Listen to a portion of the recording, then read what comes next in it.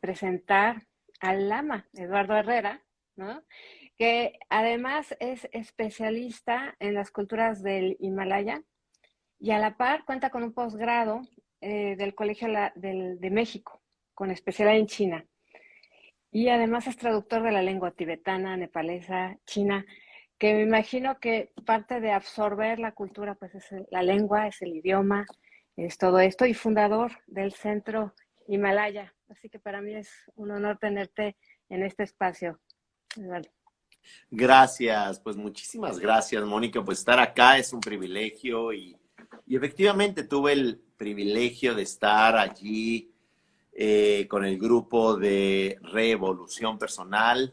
Hicimos un retiro, hicimos prácticas de meditación en un centro de retiros extraordinario allí en Tepoztlán, Morelos.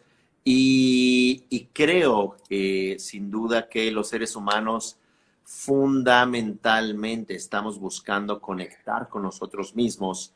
Y esto se puede hacer a través de diferentes maneras desde la perspectiva humana, a veces de manera funcional y a veces de manera disfuncional, a veces acumulando compulsivamente, ya sea bienes materiales o poder o intelecto o relaciones interpersonales, pero también podemos llegar a hacer todo lo anterior conectando con nosotros mismos y me parece que eso es lo fundamental, que podamos trabajar conectando con, llamémoslo así, el genuino propósito, conectando con nuestra experiencia de estar vivos. Y me parece eso fundamental y, insisto, me siento muy honrado de estar en este espacio de reflexión contigo, Mónica, y qué rico, pues muchísimas gracias. Bien, pues en Revolución Personal llevamos una metodología y dentro de esa metodología integral que busca justamente desde este acercamiento humano, tenemos líneas, ¿no? Líneas de desarrollo que son las que creemos que son las que nos llevan al siguiente nivel de nosotros mismos. Y una de ellas, que la llamamos esenciales, es la línea espiritual. Y la verdad, cuando los participantes de Revolución Personal hacen un pequeño test para ver en qué nivel están en las diferentes líneas, a veces cuando llegan a la línea de espiritualidad, dicen, híjole, ¿y esto qué es? ¿No? O sea, ¿cómo se ve, ¿no? La espiritualidad en el día a día, además de una religión, ¿no? Además de ser practicante a lo mejor de un camino, ¿cómo yo puedo saber si soy una persona espiritual, si tengo prácticas que realmente sean espirituales y no nada más copias? ¿Qué dirías al respecto? ¿Qué es realmente la espiritualidad? Me parece que uno puede ser una persona espiritual a pesar de seguir una religión. Ser espiritual, y digamos cuando entendemos la palabra espiritual, tiene que ver con la palabra espíritu, tiene que ver con la palabra Geist en alemán, que es mente. En realidad nada que ver con un espíritu o como pudiéramos haber aprendido en una tradición judeocristiana, Espíritu Santo o lo que se le parezca. Acá me parece que es conectar con tu estar consciente, conectar con tu sentir, conectar con tu experiencia de estar viva y con base en eso alcanzar una experiencia de dignidad fundamental. Y esa dignidad fundamental no es porque tengamos una ideología, una afiliación política. La dignidad básica es cuando sientes un respeto tanto por tu persona como también por lo que estás sintiendo, donde te vuelves curioso, donde te vuelves sensible, donde te vuelves compasiva hacia ti misma. Y en ese orden de ideas, la parte espiritual va más allá incluso de rituales, va más allá incluso de metodologías, porque es muy sospechoso que te enseñen a ser mejor persona. Es muy sospechoso que quieras superarte a ti misma. Es muy sospechoso, ¿por qué? Porque allí hay un nivel sutil de agresión. es como un no aceptarse y por eso voy a tomar un curso para ser mejor. En ese orden de ideas, las prácticas y filosofías humanas a lo largo de la historia se han enfocado en mirar hacia adentro, y cuando miras hacia adentro, desprovisto de una ideología, desprovisto de una coerción ideológica religiosa, que si no tienes fe, que si no tienes religión, te vas a condenar y vas a entrar en problemas, o si no has hecho ese ritual, el día de luna llena te va a partir un rayo. Me parece que empezamos a despertar, y en dos aspectos. Por un lado, empiezas a ser escéptico de toda esa ideología del miedo que desde pequeños somos inculturados. Si no haces esto, nadie te va a querer. Si no haces aquello, nadie va a apreciarte. Y mira cómo te mira feo aquel señor. Y mira cómo, si eres una niña llorona, todos te van a dejar de ver y dejar de querer. Empieza uno a ser escéptico de todos esos mecanismos de pertenencia, esos mecanismos por los cuales la gente se mantiene, como dice la psicóloga Brené Brown, una sociedad endeudada, obesa, una sociedad la cual se encuentra adicta a medios masivos de comunicación, a redes sociales que tienen muy poco de ser redes ni tampoco sociales, donde tienes 4,200 amigos, pero estás completamente sola, desconectado, mostrando una parte de ti que ni siquiera eres, sonriendo, feliz, aplaudiendo.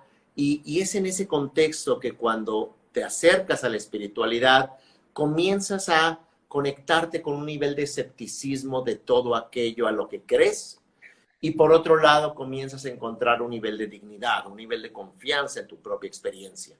Y es allí desde donde te vuelves como dice el Dalai Lama, un científico, un explorador de la experiencia que se llama estar vivo. Y desde ese escepticismo de la masa, de la mera creencia en esa insoportable levedad de ser uno mismo, en ese tener que conformar, en ese tener que ser, en ese tener que cargarnos a pesar de nuestro dolor, de nuestra propia desconexión a nosotros mismos, comenzamos también a encontrar un nivel funcional, un nivel lógico, un nivel digno, un nivel desde donde tú mismo reconoces te puedes contener. Y en ese nivel de ideas, a través del trabajo, a través de esa dignidad, de esa humildad, de esa capacidad de fascinación, comienzas a entrar en un proceso de conexión, que es lo que pudiéramos llamar en este caso, Mónica, espiritualidad. Y vuelvo a insistir, desprovisto de ideologías, métodos que te dicen que puedes ser mejor persona. Sí, estoy escuchándote y pienso, claro, hay que primero como parar, ¿no? Parar y hacer una revisión de todo aquello que creímos, que hemos ido, y tal vez desaprender varias cosas que hemos ahí capturado. Y me llama mucho la atención cuando dices, bueno, vamos a mirar hacia adentro.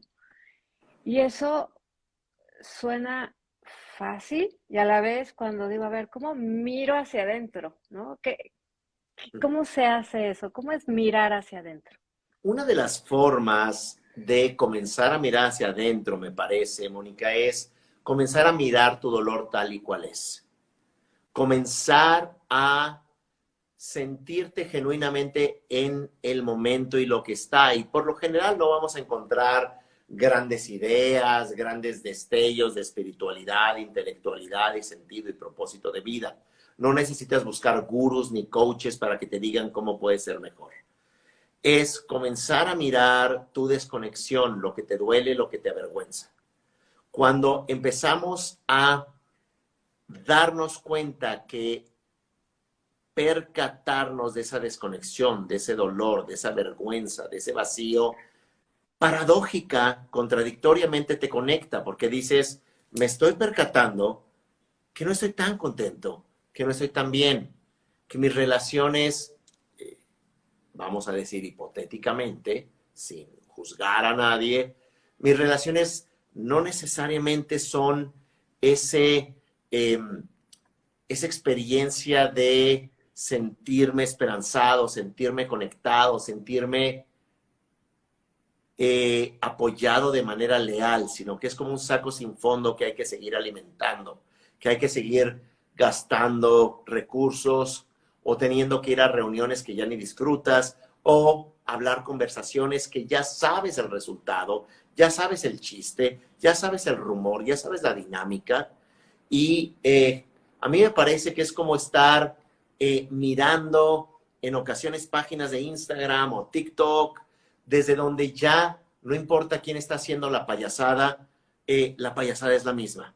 El mostrar el trasero es prácticamente el mismo, la sonrisita fingida es la misma, donde ya, como dice el psicólogo, disculpen, el filósofo de la Universidad de Friburgo, Jung-Chul Han, de origen surcoreano, ya el trasfondo, si es la Torre Eiffel, si estás afuera de un gran museo, de un parque emblemático, ya no importa, lo que importa es tu sonrisa fingida y decir, miren, acá estoy pasándome la bomba, pero ¿qué creen? Soy tan magnánima, tan extraordinaria, que me doy un tiempo para mostrarles lo feliz y lo desinteresada de el mundo soy, y solo quiero compartirles un poco de mi narcisismo, un poco de mi belleza, un poco de mi, llamémosle, de mi carpe diem, de mi estar contento. Hasta a veces la gente se toma la foto concentrada mirando un libro o en el atardecer, así como casualmente acá conmigo misma en el atardecer y ¿qué creen? Tengo un nuevo bikini. Bueno, como quiera que fuere, esta profunda desconexión va en total contradicción con nuestra naturaleza humana de ser mamíferos. Y como ser mamíferos, quiero decir, somos seres gregarios, tribales, de pertenencia, y como argumenta la sexóloga belga Esther Perel, hemos circunscrito, hemos aislado a toda la comunidad de pertenencia que teníamos, donde a veces en un pequeño pueblo, en una pequeña tribu, como sucede hoy día en la India, te encuentras a un pequeñito y te dice tío, uncle, ¿verdad? Entonces en una tribu tenías al tío y a la tía, y aunque no hubiese consanguinidad, había una pertenencia, había un propósito. Y hoy en día queremos alcanzarlo con la pareja ideal y solamente mi pareja me va a escuchar, pero me va a entender, pero va a ser generosa, pero también va a ayudarme cuando tenga problemas. Y empezamos a crear un mundo de desconexión, un mundo de ensimismamiento, donde no empezamos por mirar hacia adentro porque adentro no hay nada, porque adentro estamos tan solo arrojados hacia afuera queriendo que nos aplaudan, amigos que no son nuestros amigos, que fluyan corazoncitos en la pantalla de que les gusta tu payasada, pero en realidad no es ningún afecto genuino. Y es en esta claustrofobia social, en estar atrapado en uno mismo, buscando la aceptación de otros, desde donde va en completa oposición con estar conectado, con sentirte mirado por ti misma y no meramente sentirte mirado por otros ansiosos como tú. Entonces se vuelve interesante esta reflexión para iniciar la parte espiritual, Moni. Sí, sí, sí, te escucho. Digo, claro, en lugar de mirar a que, o sea, a que te miren, que al final es un poco lo que estás diciendo en las redes sociales, ¿no? Que me miren, que me des likes, es parar eso y decir, y mirarme yo, ¿no? Y mirarme sin posición de víctima, sino más bien como, ¿dónde estoy? ¿No? Tratando de ser lo más, escucho, honesto. Me quedé con la parte de dignidad, humildad, capacidad de presencia, ¿no? Desarrollar eso. Entonces a ver, si yo quisiera hacer este ejercicio hoy mismo, ¿no? Decir, a ver, quiero ya empezar a ver dónde estoy. Tendría que irme a un lugar en silencio y experimentar cómo me siento con humildad y irlo anotando. ¿Se te ocurre algo así o cómo lo recomiendas Es hacer? que a mí me parece que también esta aproximación que propones, Moni, esta de dame la técnica, semi-coach, también lleva consigo como ese tecnicismo de la superación personal, la técnica del despertar, como un poco irónicamente decimos en la tradición budista. Deme por favor el ritual y dígame cuántos mantras tengo que repetir para ser mejor persona. Por favor, dígame que me vaya al Tíbet y aprenda de tal maestro, me volveré su esclava o su esclavo psicológico y ya voy a surgir, porque ya aprendí que es a través del dolor y la miseria que yo voy a tocar fondo y mirar la basura que soy para que luego de allí sea mejor persona. Y yo creo que esta aproximación también pudiera ser cuestionable. A mí me parece que sí, ciertamente podemos aprender de otros, sí, ciertamente tenemos que generar una metodología, pero es una metodología que faculta. Hay que recordar que un mentor o una mentora no es alguien que te va a dar una técnica, es alguien que te va a dar las herramientas. Y cuando se dice herramientas, ni siquiera te va a decir cómo martillar el martillo, cómo usar las pinzas o cómo usar el destornillador, desarmador. Lo que te va a decir es, acá están las herramientas, prueba a partir de tu experiencia, usa la paciencia, usa la presencia. Entonces, se vuelve importante entender que desde la perspectiva de la contemplación budista, el ser humano no parte del déficit. Muy a menudo en cursos tanto religiosos como de superación personal, se cree que partimos de un déficit y en realidad hay que partir de esa dignidad básica, de ese excedente de cualidades no aplicados, no entendidos. Y en este contexto, la meditación tiene, o la presencia continua, o el mindfulness, o la práctica de la atención, no debe de ir acompañado de meras técnicas, ni de poses espirituosas, espirituales o pseudoespirituales, desde donde póngase una túnica únicamente, tenga un nombre sánscrito, actúe de manera bastante solemne y usted de esa manera va a empezar a ser mejor persona y va a hablar con terminajos raros y asanas o posturas de meditación raras y se va a volver una exótica o exótico porque allí también es como huir de nosotros mismos. Es lo que llamamos materialismo espiritual. A diferencia del materialismo material, donde la gente dice, no me veas a mí, ve a mi auto, ve mi casa, o materialismo social, mira mis hijos, mira mi pareja, mira la escuela en la que van mis hijos. Podríamos ser tan materialistas siendo espirituales, diciendo, mira mi nombre sánscrito, mira mi asana, mira mis mantras, mira mis designaciones espirituales. Entonces, vuelvo a esta idea fundamental de ser genuino. Vuelvo a la idea de podernos conectar, un poco como plantea la tradición budista, mirar nuestro dolor tal cual es. Y cuando lo podemos mirar, cuando podemos conectar con el hecho que hay elementos de ausencia y carencia, pero no porque seamos individuos con faltantes, sino que posiblemente somos individuos que no sabemos usar las herramientas, no sabemos trabajar con ese potencial. Posiblemente lo desperdiciamos porque volcados hacia afuera buscando la aceptación, posiblemente se nos olvida aceptarnos a nosotros mismos. Por eso sé que ya me preguntaste, querida Mónica, a ver, ¿cómo empezamos? ¿Me voy a la montaña? Oye, me compro una túnica o una banda de meditación, deme el libro, yo me leo el libro y ¿cómo le hago?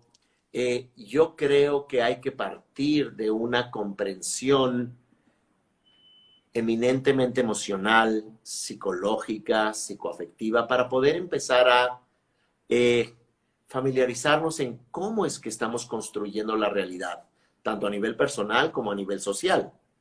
Y que posiblemente no se trata de huir de nosotros mismos, ni de mejorarnos a nosotros mismos, sino de investigar qué es lo que significa ser nosotros mismos.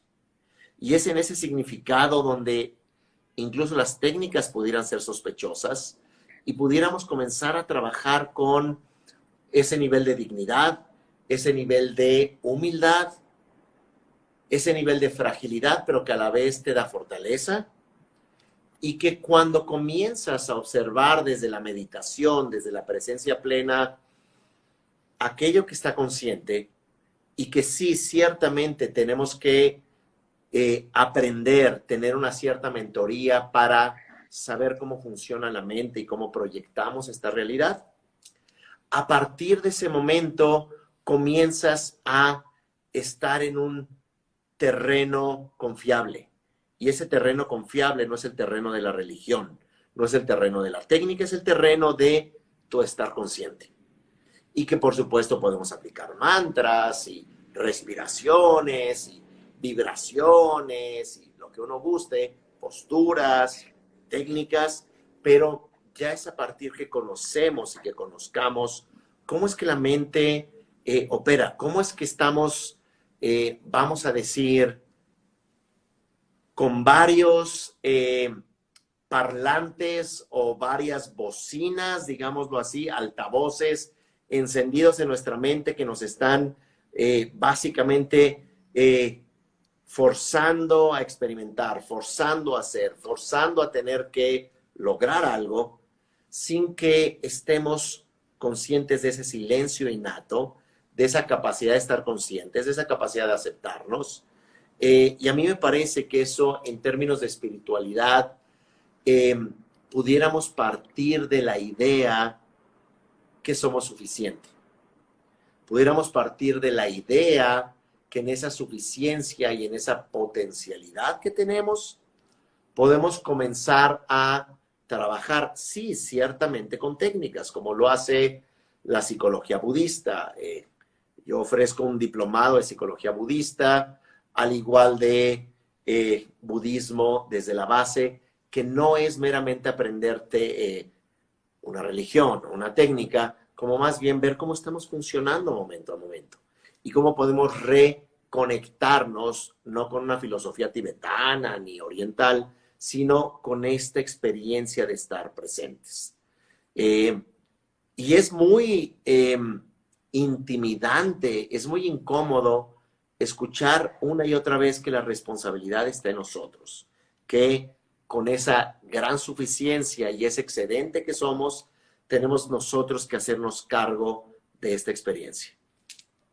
Ok, ahorita que te escucho y digo, uff, ¿no? Todo lo que hay que otra vez revisar, ¿no? Revisar. Y la imagen que me vino tiene que ver con cultivar más que con hacer, ¿no? Como más como cultivar ese terreno consciente, ¿no? Ese lugar donde cada quien será distinto seguramente y podrá hacer su cultivo, ¿no? Para desde ahí experimentar su conexión, pero la importancia de generarse ese espacio que no existe tal vez, ¿no? O sea, como cultivo, no sé, como algo así, como escuchas. Claro, claro,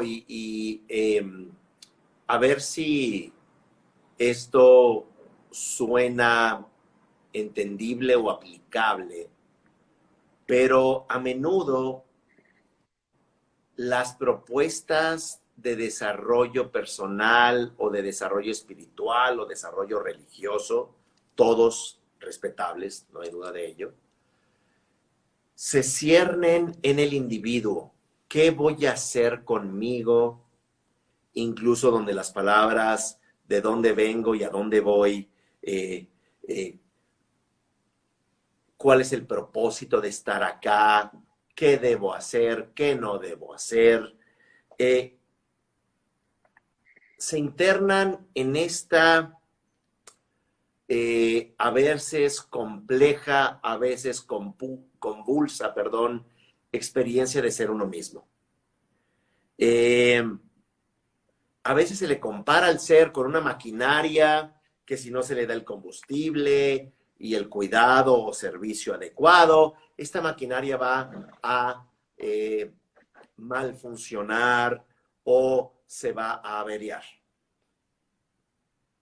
Desde mi perspectiva es una noción bastante escueta, bastante básica o primaria. ¿Por qué? Porque es como si tuviéramos que hacer algo con nosotros. Imaginen que tienes, vamos a decir, justamente esa maquinaria, piensen en un auto. Oiga, usted es el auto, le voy a dar cursos de mecánica, le voy a dar cursos de pintura, le voy a dar cursos de sistema eléctrico del auto, la computadora del auto, y mire, y también de estética, pero también de ética, porque va a conducir. ¿Y qué cree? Le voy a dar clases de manejo. Y además le voy a dar clases de vialidad y legalidad y de economía porque tiene que mantener el auto y un poco de psicología para que sea un buen ciudadano y esté usted contento cuando haya un tráfico tremendo de 2 horas por segmento de desplazo. Muy bien. Parecería que hay que hacer tantas cosas con ese auto inútil que si no aprendemos todas esas cosas, no se va a mover el auto, nadie va a querer subirse a nuestro auto, no vamos a llegar al viaje que queremos. Y ya sabes, Mónica, que eso no es el objetivo. No tienes que cargar con esa maquinaria. La propuesta que hace la tradición contemplativa y desde la psicología budista es que si bien somos ese cuerpo, esa maquinaria, si bien tenemos una experiencia que casi todo el tiempo se centra en uno mismo, donde nuestra infancia y nuestros padres y nuestras relaciones y nuestros fracasos y nuestra mejor versión de nosotros y la peor versión y nuestra resiliencia y como fuere, el inconsciente. Bueno, la tradición contemplativa budista propone que el mirar hacia adentro es para darnos cuenta que no somos el de adentro. Que hay una awareness, y aquí no hablo nada religioso, que hay un estar consciente más allá de ese individuo al que cargamos con tantas penurias y con tanta vergüenza en ocasiones y con tanto trauma. Y que ciertamente cuando uno trabaja lo suficiente con la contemplación, con el mindfulness, con enseñanzas, vamos a decir, precisas, uno puede llegar a momentos de no referencialidad. Y esa no referencialidad, no creas que es abandonarse o volverse un catatónico o un loco, como más bien es que en ocasiones puedes estar consciente de aquel que está consciente. Uh-huh. Y lo que sucede es que empiezas a no tomarte tan en serio. Empiezas a ver la ironía de que nacemos y que irremediablemente nos estamos deteriorando y que lo sabemos, vamos a morir, pero eso no es lo que somos. No somos nuestra estatura ni nuestra cintura. No somos el pasado en términos de aciertos y fracasos. No somos la opinión de los demás. No somos si somos atractivos, jóvenes o bien ya adultos mayores y no necesariamente tan atractivos o atractivas. Somos aquello que está consciente de toda esa experiencia. Y cuando comienzas a entrenarte en mirar hacia adentro, vas a encontrar esa ironía desde donde vas a darte cuenta que no eres ni tus recuerdos, ni tu sentir, ni tus propósitos, ni eres tus ahorros o finanzas, sino que hay algo mucho más amplio que esta experiencia encerrada de uno mismo. Y que cuando logras descansar más tiempo en esta experiencia que se llama en tibetano mi-mikpa, no referencialidad o no dimensionalidad, y es una awareness desde donde te empiezas a sorprender de todo aquello de lo cual puedes ser consciente, en lo que va a redituarnos, Moni, es que ya no nos vamos a tomar tan en serio. Es decir, es contraintuitivo el aspecto espiritual en la tradición budista, porque no se trata de tomarte tan en serio, sino de comenzar a fluir comenzar a ser compasivo contigo y con los demás porque no eres tan real. Y porque posiblemente nos quedan, en el mejor de los casos, unos 70 años de aquí adelante, pongámoslo 60 años, de los cuales de esos 60 años vamos a estar una tercera parte dormidos, idealmente 8 horas, 20 años dormidos, y otros 20 años, la segunda, tercera parte, vamos a estar ocupados en labores económicas y en labores de responsabilidad social. Y el resto de esos 20 años posiblemente vamos a estar afligidos pensando cómo le voy a dar sentido de este mundo, de este cuerpo, de esta vida. Pero si por el contrario podemos darnos cuenta que este cuerpo es una herramienta, este cuerpo es para lograr conectar contigo, pero no desde solo tu historia personal, sino aquello que está consciente más allá del yo, que puedes conectarte compasivamente a los demás, que no tienes que triunfar en un sentido externo, sino que fundamentalmente tienes que aprender a conectarte. Es decir, es importante también saber que le puedes enseñar espiritualidad a una persona moribunda y con cáncer fase 4 o 5. Que una persona posiblemente sola y disfuncional, o una persona sola y que no es famosa y que no ha triunfado, no tiene que triunfar en todos estos modelos que nos creamos los humanos, pero tiene que fundamentalmente erradicar, como decía el Buda, el enemigo de la agresión a sí mismo, el enemigo de la obsesión a tener que ser mejor, en donde ya este instante presente sea suficiente, en donde sepas que este instante presente es perfecto, que no necesariamente tenemos que hacer una regresión ni a vidas pasadas ni a tu infancia para justificar o disculpar a tus familiares o tus padres. Que puede uno estar en este momento y alcanzar esa dignidad donde en ocasiones he tenido la oportunidad de facilitar el proceso de muerte de algunas personas y de pronto es como soltar y darte cuenta que no tienes que arrastrar esta botarga que ha sido este ser vapuleado, donde recuerdo esta mujer holandesa a quien tuve la oportunidad de facilitar el proceso de muerte, una señora de más de 90 años, obviamente no voy a entrar ahora en detalles de nombres, con hijos de 70 que no le querían hablar y cosas testamentarias y su gran legado en México.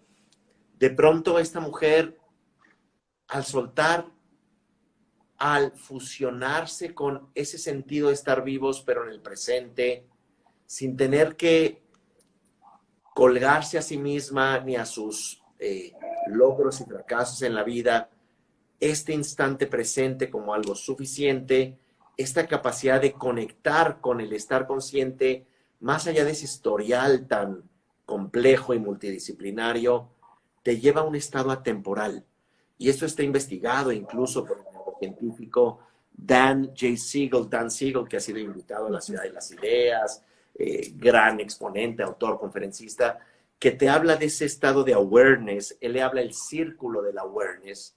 Awareness es la palabra anglosajona para decirnos aquello que está consciente. Y eso que está consciente, cuando logras salir de ese proyecto tan demandante que es el yo, y logras mirar la ironía desde fuera y tener compasión hacia ti, y compasión hacia la historia propia y la historia de los demás, vas a empezar a entrar en un gran sentido del humor, en una gran compasión, fundamentalmente a través de no tomarte tan en serio, aprendiendo a soltar y aprendiendo a amar desde la posibilidad que se puede acabar. Aprender a vivir sabiendo de entrada que nos vamos a morir. Aprendiendo a disfrutar la comida y los objetos, los bienes materiales, sabiendo que son prestados. Al igual que los hijos son prestados. Al igual que tu cuerpo es prestado. Entonces, es allí donde comienza a haber una espiritualidad más allá del yo, que es lo que nos propone la psicología budista. Gracias, gracias por el recorrido. Yo ahorita me estuve así como bajando, anotando cosas. Como, bueno, lo que te escucho es reiterar el facilitar. O sea, lo contrario a complicar, a aprender es desprenderse, darse cuenta. Y lo que escucho también es me miro a mí, pero no para verme a mí. En realidad, cuando me miro a mí, me doy cuenta que soy el que mira, o que soy más que eso que miro, ¿no? Y entonces ahí todo se vuelve más, pues, hasta escuché como buen sentido del humor, de decir, ¿sabes qué? Ni es tan así, ¿no? O sea, la vida no es tan así. Y desde esa libertad que escucho entre líneas, regresar a la vida con una actitud más compasiva, más amorosa hacia ti mismo, hacia los demás. Y eso me quedo que eso vuelve a ser espiritualidad, ¿no? O sea, no es la espiritualidad yo con el más allá en esa relación dual, sino que se vuelve a habitar la espiritualidad. Algo así, ¿no? Es lo que me empieza a Me resonar. encanta, Mónica, cómo lo resumes y digo, aunque sea un poco trillada la frase, el que mira hacia afuera aprende, pero el que mira hacia adentro despierta, porque mirar hacia adentro no estás mirando al yo, que es a veces en donde nos Exacto. confundimos y muy loable la psicoterapia occidental e incluso tradiciones religiosas, vuelvo a insistir, todas respetables, al igual que métodos psicoterapéuticos en toda su amplitud, muy respetable, pero a veces pensamos que entre más en serio nos tomemos y más profundo lleguemos al llamado fondo, más nos vamos a conocer, cuando en realidad este conocimiento de uno mismo va más allá de uno mismo. Y aquí de ninguna manera quiero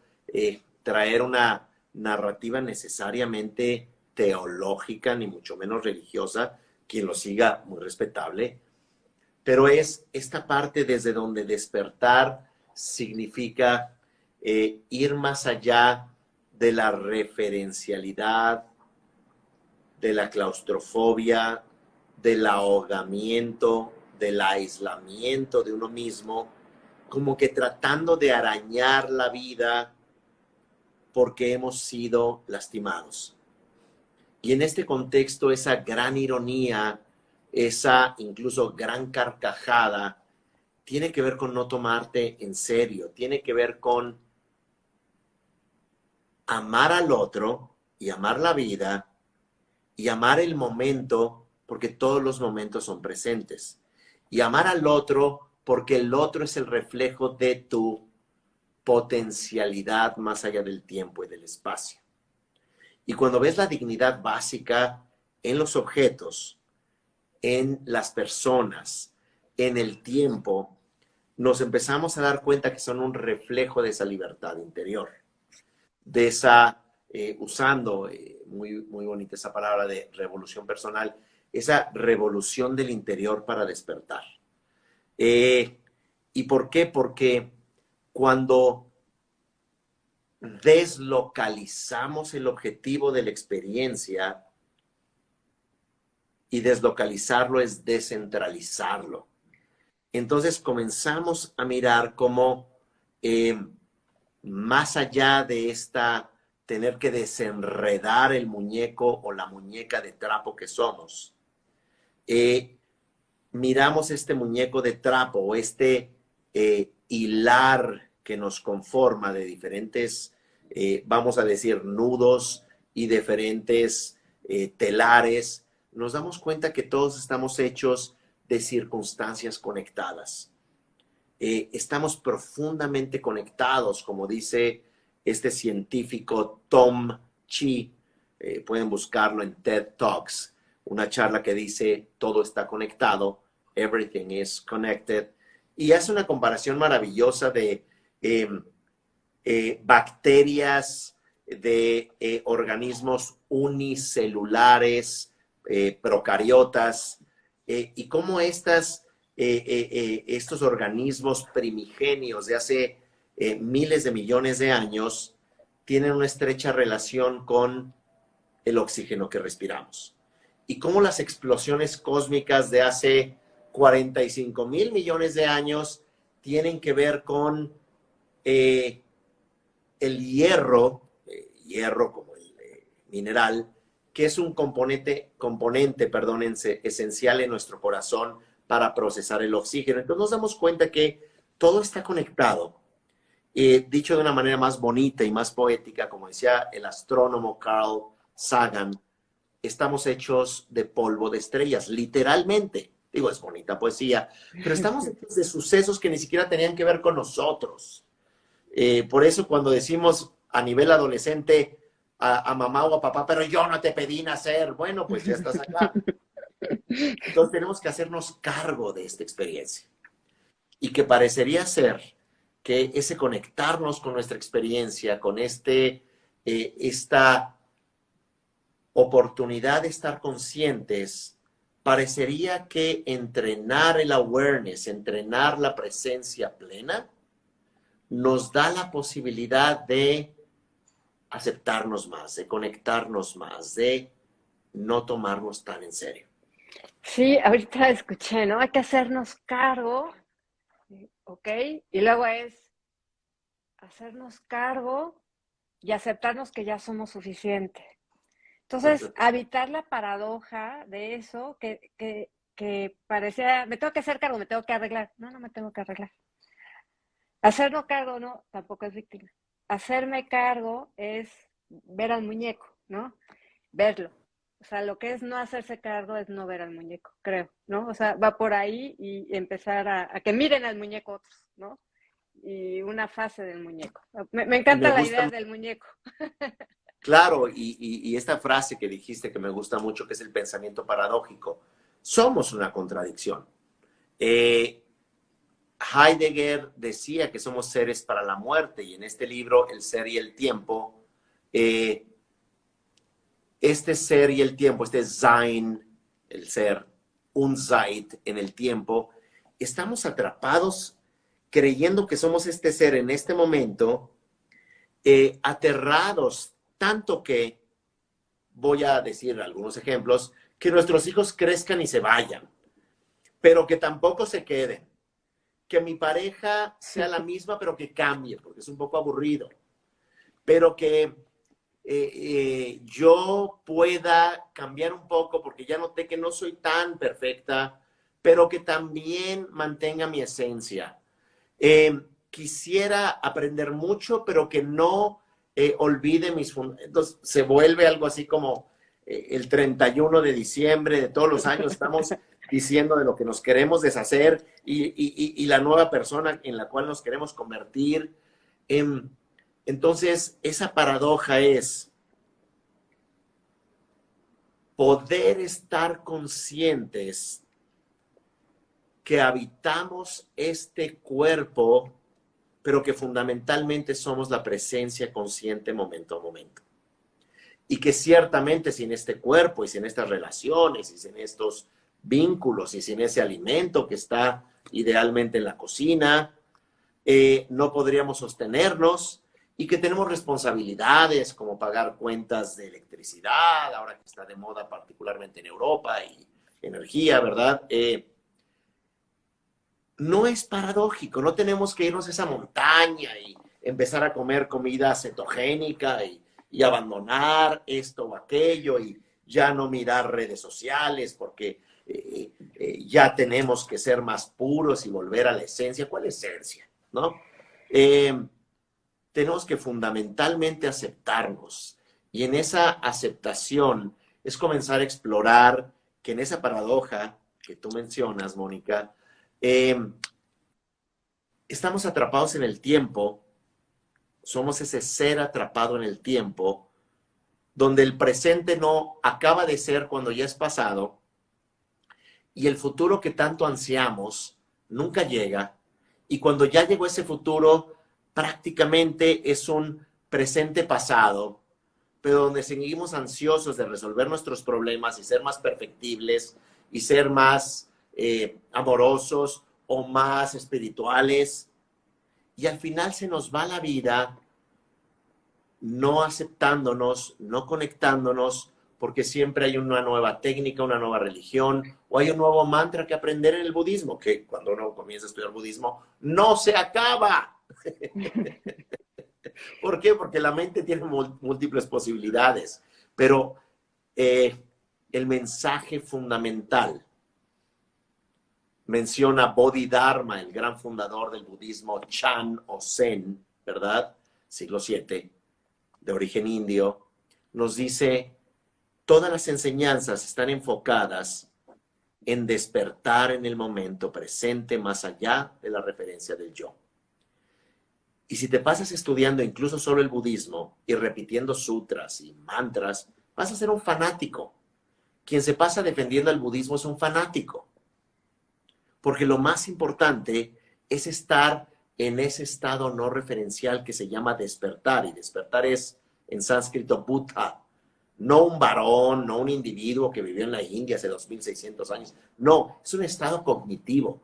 Tú no tienes que ser seguidor del Buda como ese príncipe Siddhartha. Y el Buda dijo, espérenme, sino que tiene uno que tener conexión a su estado cognitivo despierto innato a partir de estas herramientas que hablamos hace rato, estos medios hábiles, pero entender que de ya eres suficiente, de ya está despierta la mente, solo que estamos atrapados en ese sueño volcado a mirar hacia afuera y tratar de encontrar sentido en una pareja, en ingresos, en notoriedad, en aceptación, vamos a decir, externa, social, en hacer todos los mínimos necesarios sociales, lo cual no está peleado. Pero hay algo que ya está conectado. Y si alguien te está haciendo feliz allá afuera, es porque ya tienes esa felicidad adentro. Si alguien te está haciendo infeliz allá afuera, es porque tú eres un perfecto infeliz. Como se veía recién, oye, ¿y qué pasa con alguien que te ofende? ¿Lo tienes que perdonar o lo tienes que olvidar? No. Si quieres tenerlo todos los días en tu mente, carga a esa persona que detestas y va a estar en tu mente y te va a estar haciendo infeliz y vas a recordar cada una de las causas por qué te dijo y te mintió y te fue desleal y cárgalo si quieres.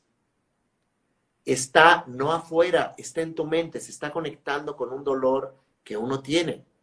Entonces, hacer cargo con aquello que nos duele y empezar a mirar que todo aquello que está allá afuera son condiciones secundarias que se va a conectar con nuestras condiciones primarias, que básicamente es como un acuario.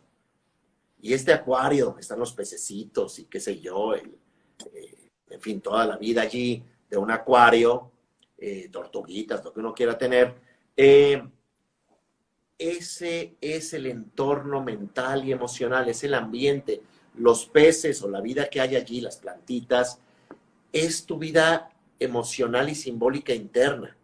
Entonces, si uno está allá afuera queriendo encontrar el océano sin darse cuenta que ya está el océano dentro de uno, va uno siempre a minimizarse y a estar volcado hacia afuera, sintiendo que no tenemos de ya el gran océano del despertar.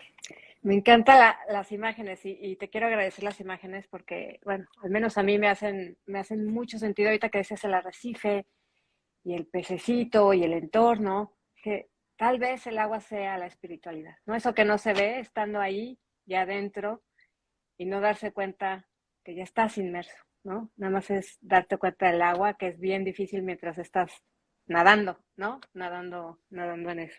Qué importante digo, ya con eso, bueno, hemos hablado muchas cosas hoy, pero te diría, ya con eso queda mucho más claro, es darte cuenta del agua, ¿no? Dentro de todo esto.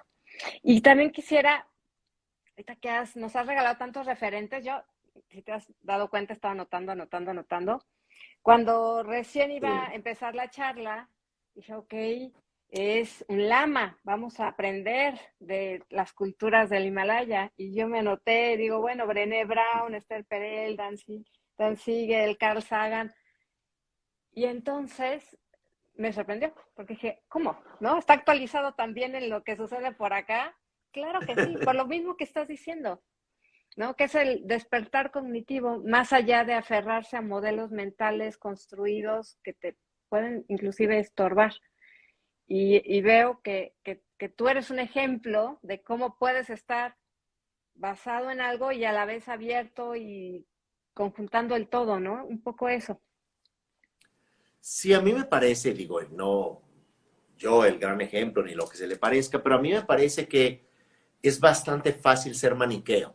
Es bastante fácil decir, acá está el bien y la verdad, y allá está el mal, y el mundo está re mal, y volvemos a la idea del acuario. Es que estoy allá proyectando como mis miedos, que posiblemente tengo allí una filia, tengo allí una obsesión inconsciente. Entonces, a mí me parece que no que los seres no tengamos contradicción, no que los seres al estilo junguiano no tengamos sombra, no que no haya una corriente inconsciente en cada uno de nosotros, pero un poco también como menciona el psicólogo de la Universidad de Yale, John Bargh, en su concepto y modelo del nuevo inconsciente, no es que hay que irnos a una inducción hipnótica o de pronto te empiezan a hablar de algo y el ojo empieza ahí a parpadear raro. No es ese inconsciente que tenemos allí suprimido.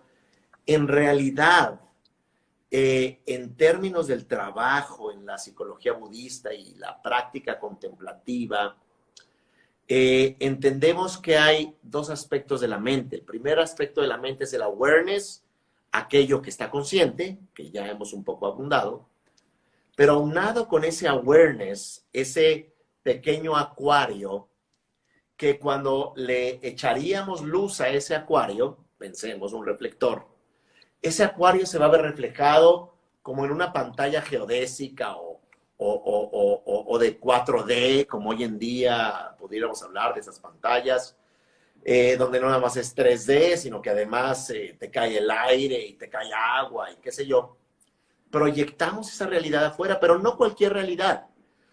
Muy a menudo son nuestros factores mentales, nuestros procesos, tanto vivenciales ciertamente de esta vida, de la infancia, pero también hay elementos de hábitos de otras vidas en esta continuidad de experiencia, donde todo ese acuario o bien océano reflejado allá afuera, es en realidad aquella tortuga que no queremos ver, aquella fijación o aquella agresión que a pesar de querer ser muy espirituales, de pronto vamos justamente a hacer ese maniqueo. El no creyente está allá, persigámoslo. O, en su fase amigable, buenos días, ya leyó la revista, ¿no?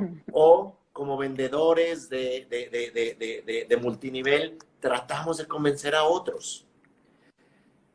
Y empezamos a ver con enojo a aquellos que nos siguen nuestra filosofía o modo de vida, o los que comen carne, o los que de pronto piensan de manera distinta. Así que nos sentimos muy insultados porque tenemos la verdad y afuera no la están siguiendo, sin darnos cuenta que es nuestro propio acuario en el cual se está reflejando, ¿verdad? Y ahí pasa la ballena y la tortuga y qué sé yo, los peces venenosos y luego los peces de colores, de arrecife y como quiera que fuere, sin darnos cuenta que en realidad nos encontramos en ese acuario personal, donde podríamos perseguir a todos los que no pertenecen al grupo etnocultural o a la identidad sexual que queremos y creemos es la genuina, porque ya lo dijo tal texto, párrafo tal. Sin darnos cuenta que ese tratar de defendernos, ese tratar de convencer, es una forma también de agredirnos o agredirnos a nosotros mismos. Cuando nos damos cuenta, como tú mencionas, Mónica, que esa agua es en realidad esa parte invisible que es el awareness, es lo que está consciente, y que aquellos peces o tortugas o anguilas o corales y la vida maravillosa que podamos ver allá afuera va a empezarse a manifestar con base en lo que nosotros en muchas ocasiones no queremos ver. Y que entre más, como dice Trungpa Rinpoche, un eminente maestro budista, falleció en el año 83, me parece, cuando comenzamos a competir con las proyecciones, es cuando comenzamos a enloquecernos, cuando comenzamos a sentir que hay un problema allá afuera que tenemos de resolver, que resolver, corregir a nuestros hijos, mirar a todos sus seguidores de ese partido político o ese dirigente, o si apoyas a un país o al otro en su conflicto bélico, que desde mi punto de vista es lamentable que los humanos estemos al borde de la extinción por, en realidad, matices económicos, energéticos. No me voy a meter allí, pero me parece esa parte lamentable que estamos tan dolidos que queremos lastimar a otros, que estamos tan desconectados que queremos básicamente desterrar a otros, que no nos amamos ni un ápice, por eso no creemos en el amor. No creemos en la compasión hacia nosotros, por eso siempre queremos o tenemos que tener un margen de utilidad, donde no hay estos actos espontáneos de compasión y de amor. Y es en este contexto donde si comenzamos a responsabilizarnos de la parte dinámica de la vida, nuestra vida dinámica mental, pero fundamentalmente nuestra vida consciente, vamos a empezar a experimentar esa conexión. Esto que dice el Dalai Lama, Pratitya Samutpada, esta conexión interdependiente. No hay algo que no esté conectado.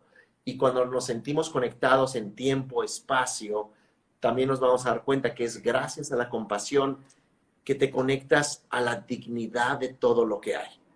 Y es cuando ya la vida se vuelve una potencialidad y la muerte no se vuelve un insulto, sino que se vuelve una oportunidad de estar consciente, donde puedes reírte de lo inútiles que son tus piernas cuando posiblemente eras un atleta o corriste un maratón décadas atrás, o cuando de pronto eres la persona más popular y más requerida y más amada y ahora difícilmente alguien te habla y estás en una casa de retiro, pero ves que eres ese ser en el tiempo y que no eres ese ser atrapado en el pasado con un futuro desesperanzante o desesperanzador, sino que eres ese instante consciente que ahora está mirando un cuerpo que claramente es otro, una realidad que claramente es otra, pero ya no es un insulto, sino es la oportunidad de estar mirando ese presente.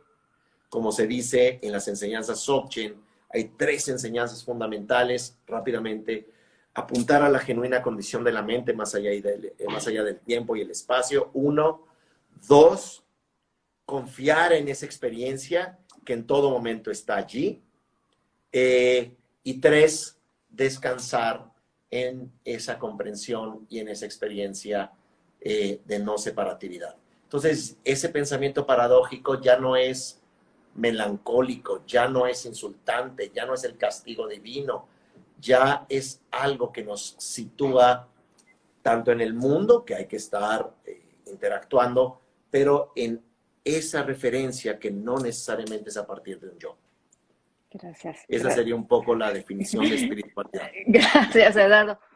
En Revolución Personal generamos un espacio para que el propósito superior, así le llamamos, emerja, ¿no? Surja.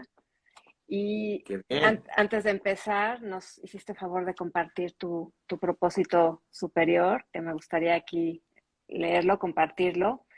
Cito a Eduardo, que dice: mi propósito superior es poder reconocer el potencial despierto más elevado de la mente y poder facilitar a otros a encontrarlo.